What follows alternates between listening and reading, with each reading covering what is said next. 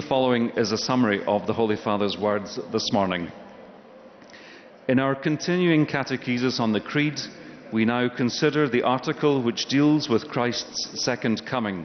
He will come again in glory to judge the living and the dead. Just as human history began with the creation of man and woman in the image of God, so it will end with Christ's return and the final judgment. The parables of Jesus help us to understand our responsibility before God and one another in this present age. The parable of the wise and foolish virgins reminds us that we must be spiritually prepared to meet the Lord when he comes.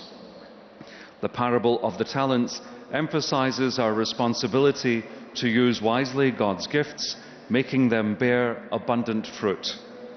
Here I would ask the many young people present to be generous with their God-given talents for the good of others, the Church and our world. Finally, the parable of the final judgment reminds us that, in the end, we will be judged on our love for others and especially for those in need. Through these parables, our Lord teaches us to await his coming with fear, but also with confident trust, ever watchful for the signs of his presence and faithful in prayer and works of charity, so that when he comes, he will find us his good and faithful servants.